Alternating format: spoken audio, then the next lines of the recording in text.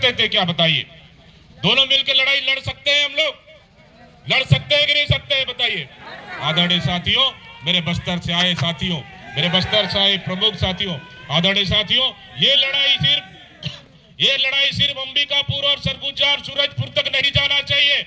ये लड़ाई सरगुजा से बस्तर तक जाना चाहिए। आदरणीय साथियों, बस्तर तक जाना चाहिए। आज अगर यहाँ के माइंस को छीनने का काम हुआ तो कल हमारा बस्तर भी खतरे में है। आप क्या सोचते हैं? हम लोग तीन चार काम कर लिया, बस्तरवासी सुखी है? आप लोग सोचते हैं हम लोग बस्तरवासी या निश्चिंत है? नहीं माता बहने, हम लोग का भी जमीन कब छीन जाए, हम लोग का भी लोहा कब छीन जाए, हम लोग का फैक्ट्री कब छीन जाए, हम लोग को भी चिंता है।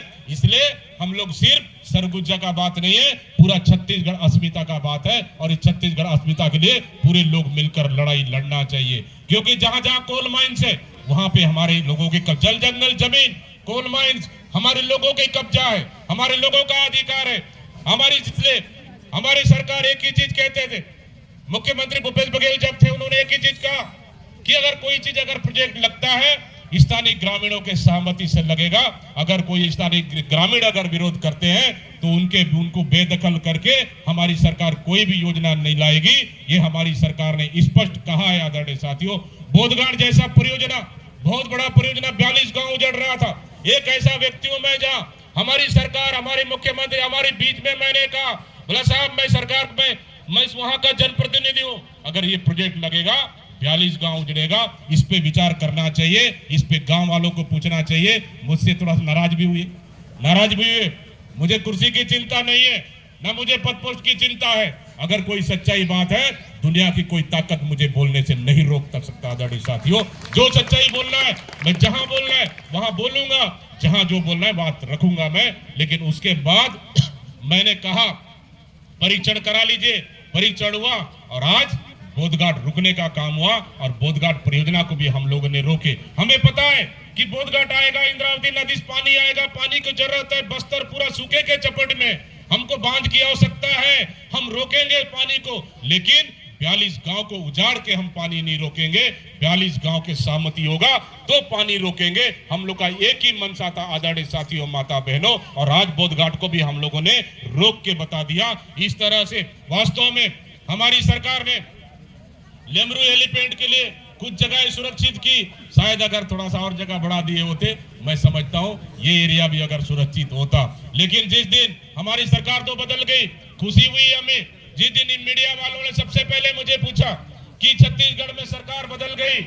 हम लोगों ने कहा हमारी सरकार नहीं है, बदल गई। आदिवासी मुख्यमंत्री बनाने का उन्होंने उनका चल रहा है, आदिवासी मुख्यमंत्री बनाएंगे, आपको कैसा लगेगा? मैंने एक ही शब्द कहा, बोला मैं भी आदिवासी हूं। अगर भारतीय जनता पार्टी आदिवासी मुख्यमंत्री बनाता है उसको मैं तहे दिल से स्वागत करूंगा, मैंने ये कहा माता बहनों। लेकिन उस दिन ये शब्द ये चीज भी कहा मैं कि कहीं ऐसा नहीं कि आदिवासी मुख्यमंत्री बनाए छत्तीसगढ़ में, मैं उसका स्वागत करता हूं। लेकिन आदिवासी मुख्यमंत्री बनाने के बाद सबसे बड़ा चुनौती रहेगा उस आदिवासी मुख्यमंत्री का कि हमारे छत्तीसगढ़ में बस्तर सरगुजा से लेकर पूरे क्षेत्र में आदिवासियों का जल और जंगल बचाने, खनिज संपदा को बचाने के लिए सबसे बड़ा चुनौती रहेगा। उस दिन मैंने मीडिया के साथियों से कहा, मैं जानता था कि एक आदिवासी का चेहरा को रखकर एक बड़ा खेल खेला जाएगा। एक चंद उद्योगपतियों को पूरा बस्तर से लेकर सरगुजा के पूरा माइंस, पूरा खनिज संपदा को सौंपा जाएगा। उस चीज का डर था हमें, और वही चीज सरकार बना, मुख्यमंत्री बनने के साथ पहला कैबिनेट के बाद ही निर्णय लिया गया और उसके बाद दूसरे दिन से पेड़ कटाई शुरू हुआ। आदरणीय साथियों, एक तरफ मैंने कहा मेरा दिमाग में एक तरफ है, ये नारा चलना भी चाहिए। एक तरफ छत्तीसगढ़ में एक तरफ विष्णुदेव और एक तरफ हंसदेव, एक तरफ विष्णुदेव, एक तरफ हंसदेव, दोनों में किसको बचाना है साथियों? ये छत्तीसगढ़ की जनता आप लोग को तय करना है साथियों, आप लोग को तय करना है। मैं किसी राजनीतिक हैसियत से नहीं आया हूं, मैं यहाँ राजनीतिक करने नहीं आया हूं। अगर राजनीतिक करने के लिए हमारे पास पूरा छत्तीसगढ़ मैदान खाली है।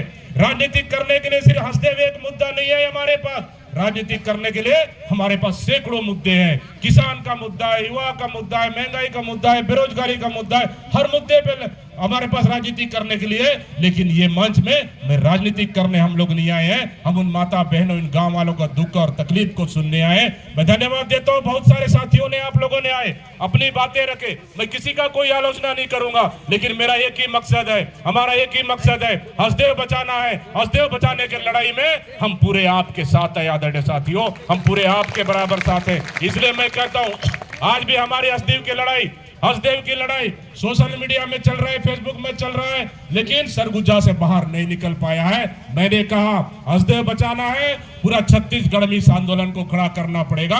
हसदेव बचाना है, सरगुजा से बस्तर तक आंदोलन खड़ा करना पड़ेगा। हमारे बस्तर के आदरणीय साथी बहुत सारे हमारे आदिवासी समुदाय के लोग हैं, जागरूक लोग हैं। आप लोग मेहनत करते हो, हर समाज के लिए, हित के लिए आप लोग लड़ाई लड़ते हो। मैं जानता हूँ ये लड़ाई सिर्फ सरगुजा में नहीं, बस्तर में भी 10 टेंट गड़कर वहां पे भी हमारे आदिवासी बैठना चाहिए।